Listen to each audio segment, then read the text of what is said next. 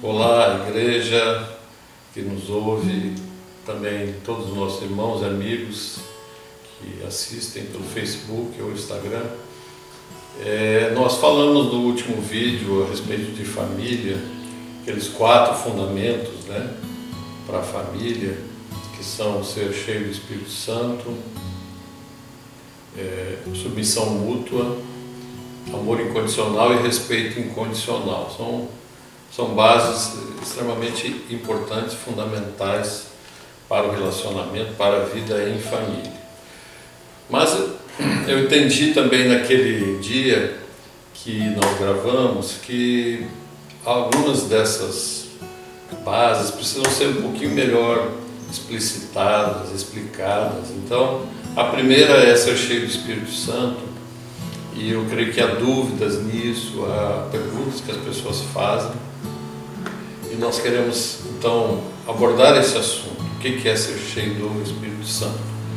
A leitura de Efésios 5, 18 a 20 diz assim: E não vos embriagueis com o vinho, no qual há dissolução, mas enchei-vos do Espírito, falando entre vós com salmos, entoando e louvando de coração ao Senhor, com hinos e cânticos espirituais, dando sempre graças por tudo a nosso Deus e Pai, em nome do Senhor Jesus Cristo.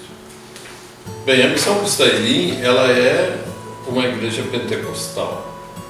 E, portanto, nós temos que ter uma compreensão clara da obra do Espírito Santo, de toda a ação dele para com a igreja e para com as nossas vidas individualmente,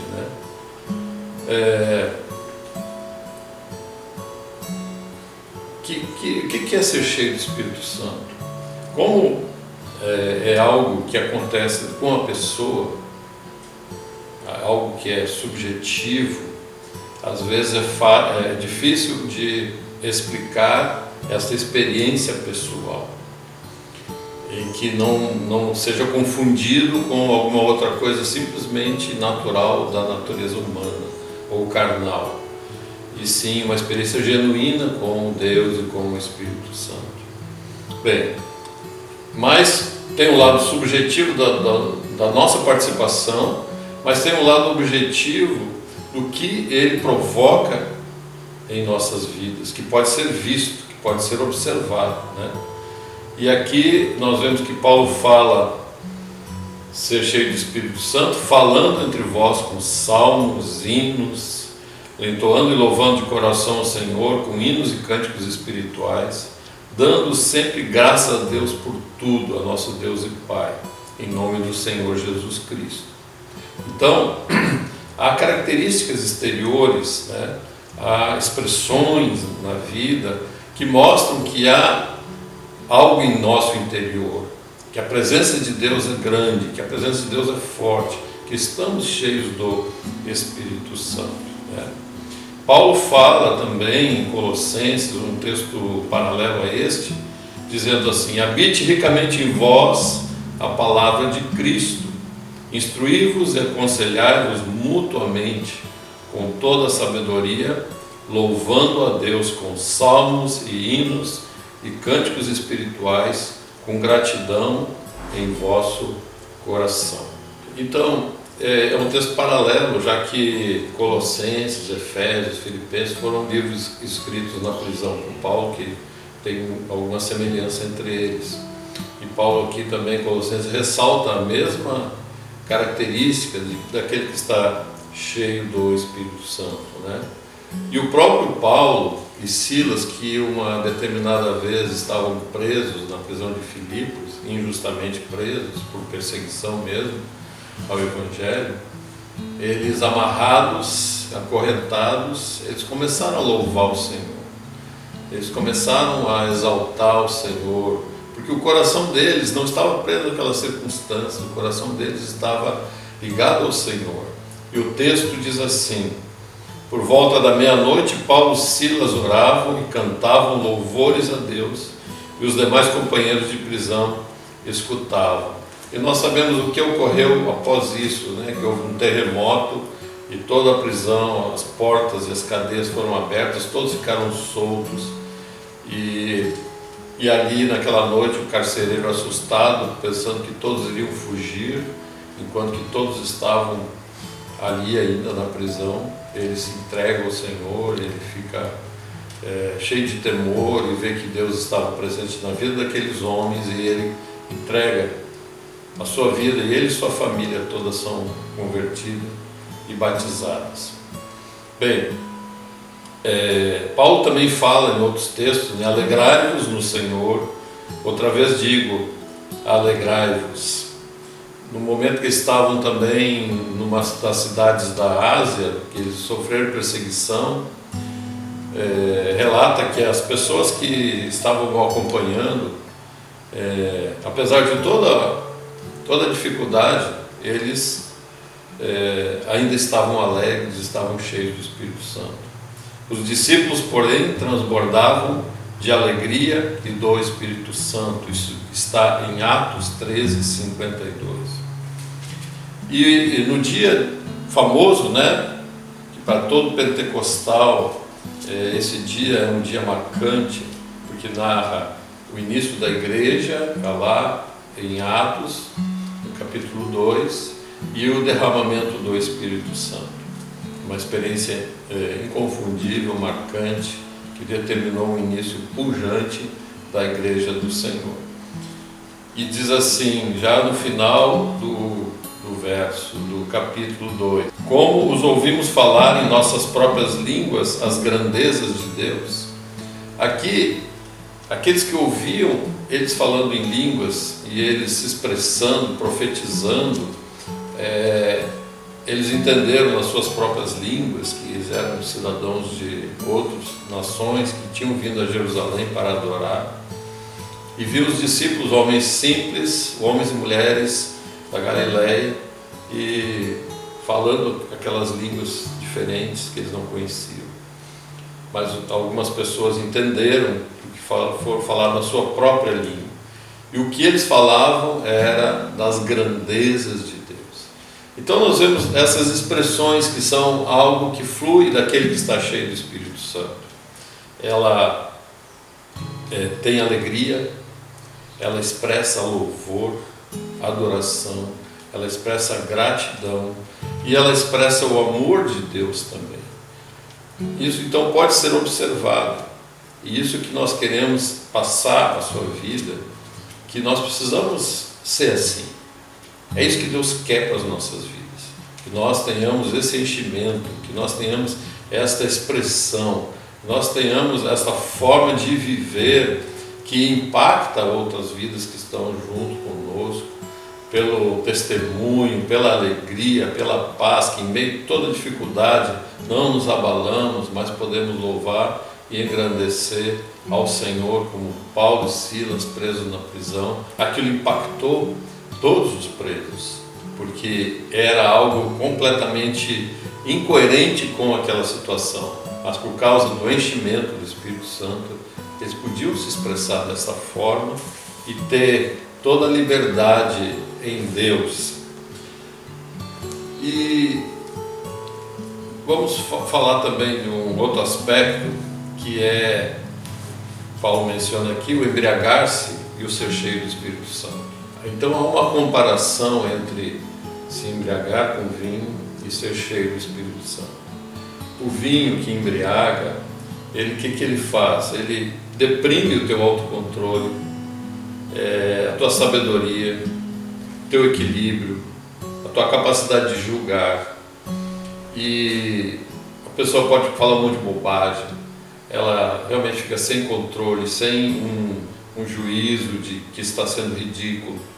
E o Espírito Santo, quando nos enche, é completamente diferente, né?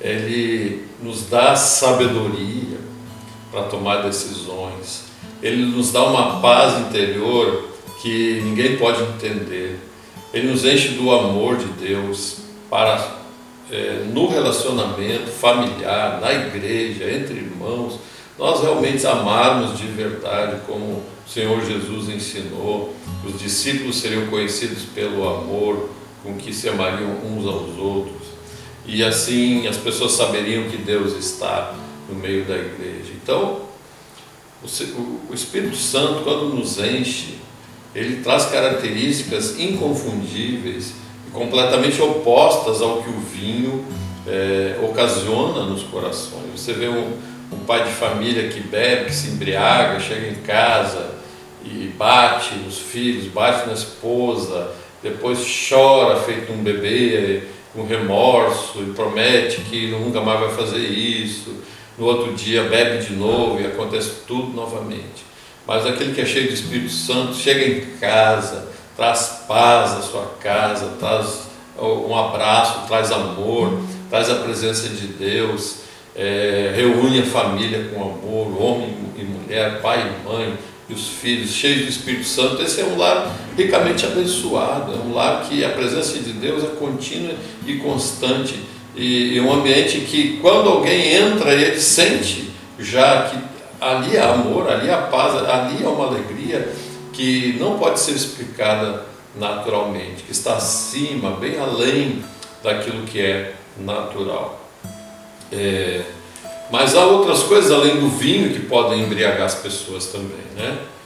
Por exemplo, a falta de propósito, não entender o propósito de Deus, o seu caminho para as nossas vidas, a sua vontade, nos deixa completamente perdidos. Tudo que fazemos é sem sentido. Pensamos em um monte de ideias e começamos uma coisa ali, paramos e outra, e nada vai à frente, desanimamos, nos frustramos, porque não há um propósito, não há um sentido, não há um alvo a ser alcançado. Isso também é se embriagar, né? E o Espírito Santo nos dá propósito. O Espírito Santo, ele fala daquilo que ouve do Pai e ele expressa no nosso coração, ele fala a nós, sempre nos lembra do propósito de sermos transformados, de sermos como Cristo, de prosseguirmos para o alvo, em momentos de queda podemos nos levantar e sermos perdoados, que há um intercessor pelas nossas vidas. Isso nos leva a um ânimo, a uma disposição, né? Ser cheio do Espírito Santo é estar disposto, estar animado, estar com nossos olhos voltados para Deus, vendo a sua mão agindo e operando e crendo no seu cuidado para conosco. Bem, ele fala também nas expressões de louvor, né, em salmos, hinos e cânticos espirituais. São categorias diferentes de uma expressão poética e musical. Por exemplo, o salmo, tanto no hebraico, né, como no grego, ele significa uma música tocada, um instrumento, e acompanhada por uma voz, né? O instrumento é o principal e a voz é o acompanhamento, na realidade, nesse sentido. O hino fala de uma música mais elaborada, né? Se usava muito os hinos épicos. Hoje nós temos as nossas bandas marciais que tocam músicas épicas, músicas que exaltam batalhas, feitos nobres de homens, de mulheres, de uma nação. Isso são hinos, né? Enquanto diz respeito à igreja, o hino é aquela música elaborada que exalta o Senhor, que se compõe como uma cantata, por exemplo, com várias músicas. O hino é algo sempre mais elaborado. E as canções espirituais, os cânticos espirituais, né, que aqui no grego odes pneumáticos, ele fala de algo espontâneo, de algo que flui do coração, de algo que naquele momento de oração, de louvor, de um devocional ao Senhor, flui do nosso interior uma canção espontânea ou uma expressão que a gente repete ao Senhor, que o ama, que Ele é belo, que Ele é bondoso, e exalta a sua santidade e louva ao Senhor de uma forma espontânea, sem ser algo que já existia. Mas além de setorizar esse tipo de expressões, Paulo também está dizendo aqui que de diversas formas o Senhor deve ser louvado. É isso que é o principal. Assim como Davi escreveu: todo ser que respira louve ao Senhor, e ele fala de diversos instrumentos, né, que existiam naquela época, os adufes, que eram um tipo de pandeiros, a lira, a harpa, os símbolos, que eram como sinos, né, e outros instrumentos de corda, que eram usados naquele tempo no canto.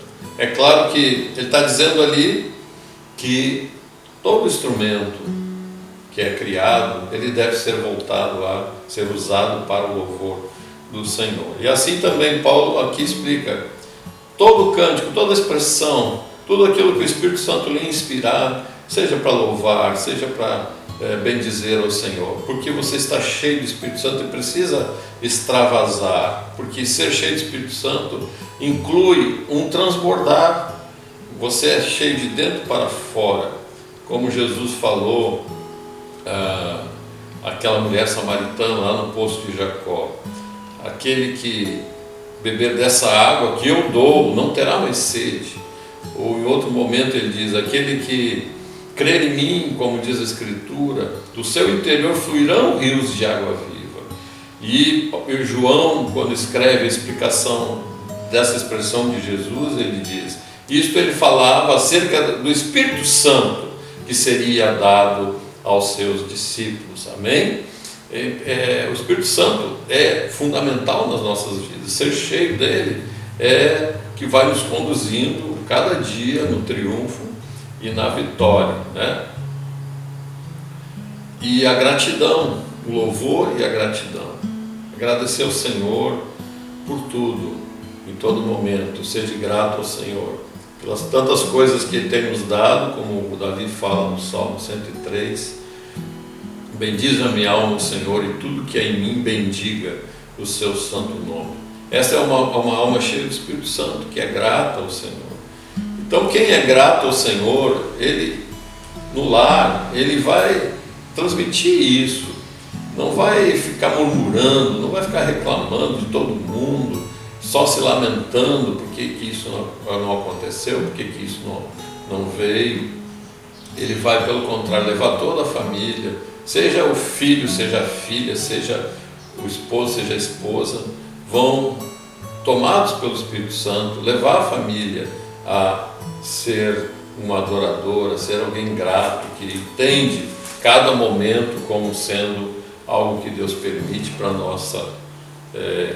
nosso crescimento, para a nossa formação. Bem, vou ler aqui algumas ocorrências, né, para vocês verem como o Novo Testamento, em especial o livro de Atos, está cheio dessa experiência com o Espírito Santo.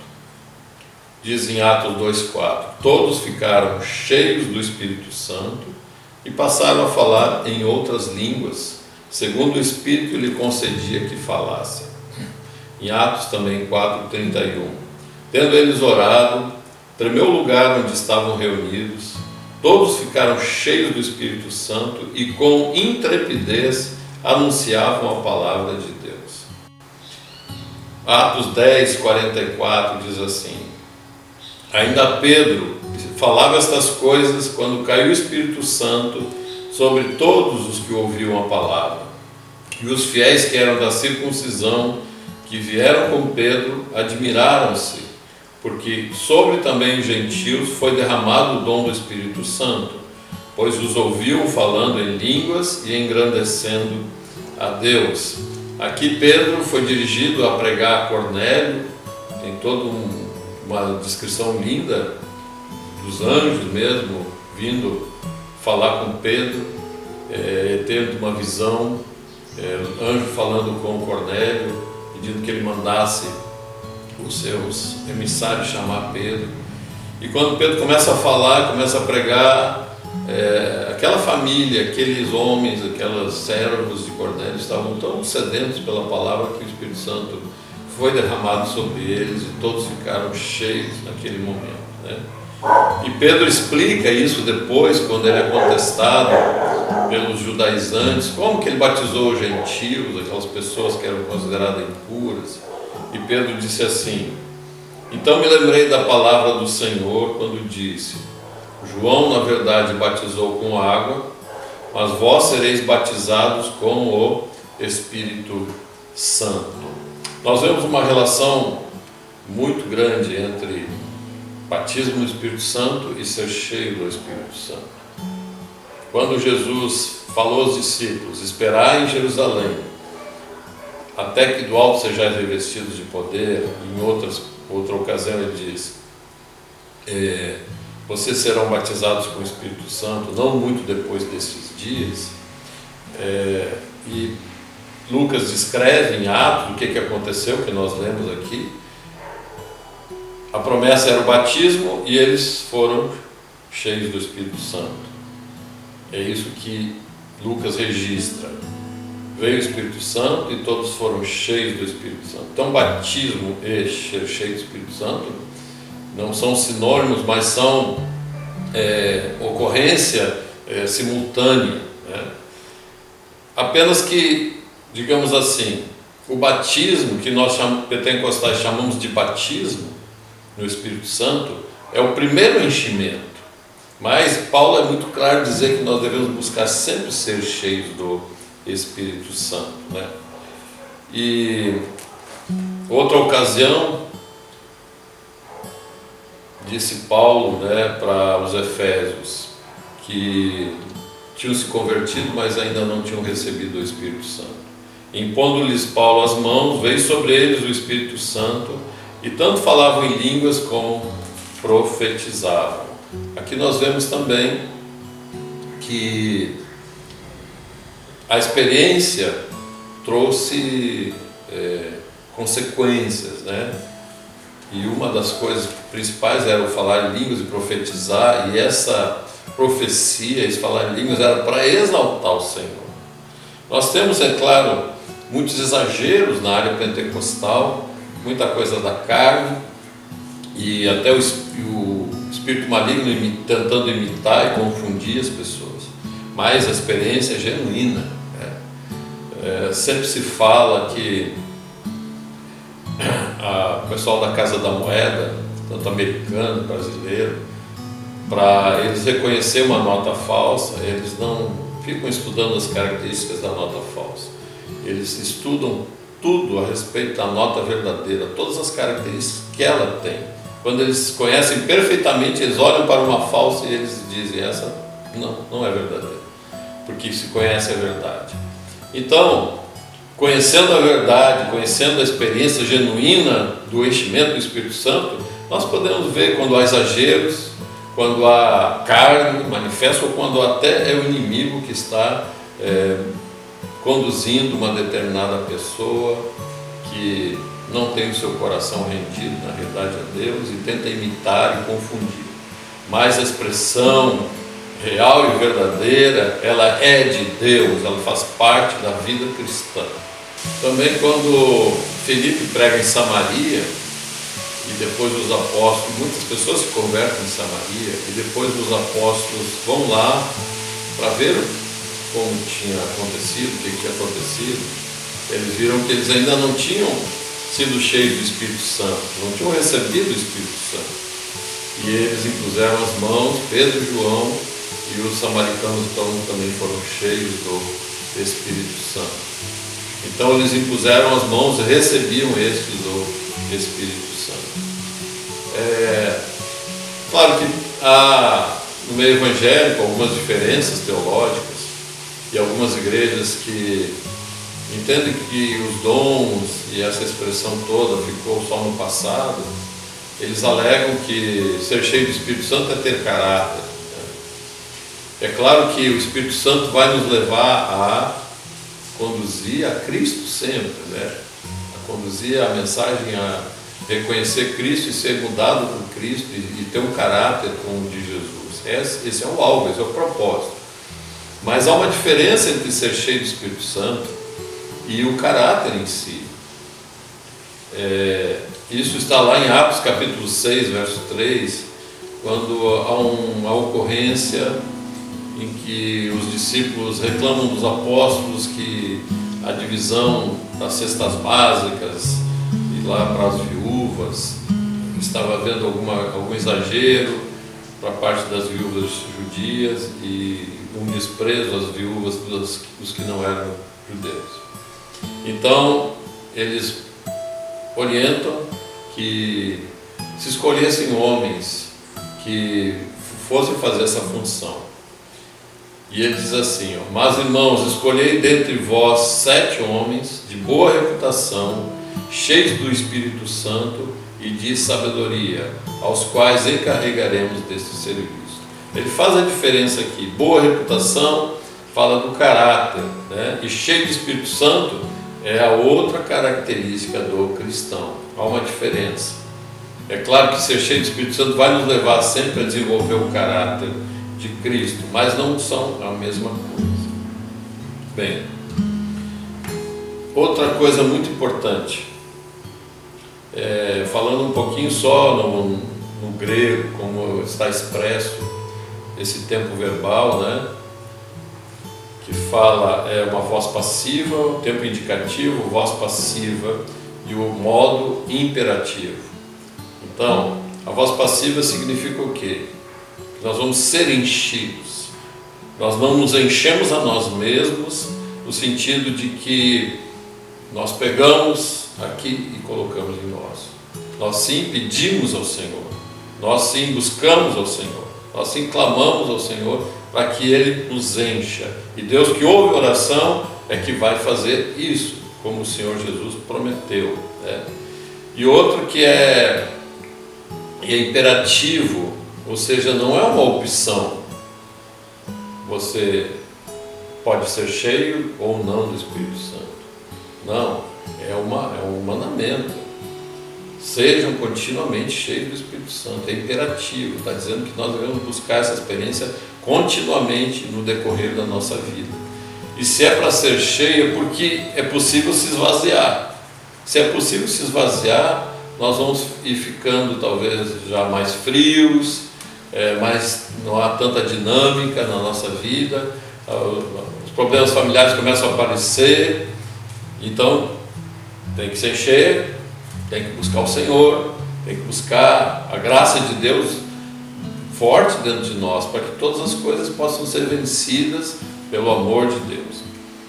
Também diz que o Espírito Santo, o amor é derramado em nossos corações pelo Espírito Santo que nos foi outorgado. Nós poderíamos concluir dizendo que Jesus falou do batismo com o Espírito Santo como um revestimento de poder, para que possamos testemunhar efetivamente do seu poder, graça e amor aos perdidos. Mas também ele é um enchimento de amor. Ele é aquilo que produz o fruto do Espírito Santo dentro de nós, o amor, a alegria, a paz, a longanimidade, tudo aquilo que está escrito em Gálatas 5:22. O mesmo Espírito Santo nos reveste de poder, o mesmo Espírito Santo nos enche do amor de Deus. E assim a nossa vida familiar se torna uma bênção, cada um buscando esse enchimento, cada um frutificando nisso, tendo essa expressão de gratidão, de louvor, né, de certeza de que Deus é presente no lar e a todas as dificuldades estará conosco para nos ajudar, faz uma diferença fundamental na vida familiar. Quando ocorre, né, e como ocorre? Essa é uma pergunta importante, né? Paulo fala um pouco antes, no mesmo capítulo aqui 5, para nós remirmos o tempo, que os dias são maus. Ou seja, sempre é necessário que o tempo seja oportuno. O tempo oportuno é agora, é este momento. Você está ouvindo, você pode buscar ao Senhor e Ele encher. Não há uma necessidade que você tenha que fazer toda uma preparação prévia. Busque ao Senhor, se coloque ao seu dispor, confesse seus pecados, peça perdão, seja purificado pelo sangue de Jesus, fique sem barreiras com o Senhor e busque ser cheio do Espírito Santo em todo o tempo. A sua vida familiar e a sua vida pessoal sofrerá uma diferença fundamental e você estará sustentado numa base firme, poderosa, que lhe dará muitas vitórias e alegrias no decorrer da sua vida. Que Deus lhe abençoe com esta palavra, em nome de Jesus. Vamos orar então. Curve sua cabeça agora, feche seus olhos, vamos buscar o Senhor. Pai amado, de Ti vem o Espírito Santo nas nossas vidas. É Teu plano, é Teu propósito, é Teu projeto, Senhor. Tu queres nos encher. Que cada ouvinte, cada membro do corpo de Cristo, cada participante do Teu reino, busque a Ti, Senhor, de todo o coração. Não cesse de clamar para que Tu encha a sua vida. Enche-nos de Ti mesmo, Senhor. Precisamos, porque isso é a vida eterna. Te conhecer é a vida eterna. Ser cheio de Ti é que faz todo sentido na nossa vida. Senão andaremos apenas nas coisas naturais, na carnalidade humana, que é cheia de limitações. Queremos ser ilimitados em Ti, Senhor, cheios de vida, cheios de amor, cheios de testemunho e autoridade e poder também contra o inimigo que se opõe às nossas vidas. Nos ajuda, Senhor, nos mantém sempre cheios do Teu Espírito Santo, nos atrai para buscarmos sempre essa expectativa, essa realidade nos nossos corações, no nome de Jesus. Amém.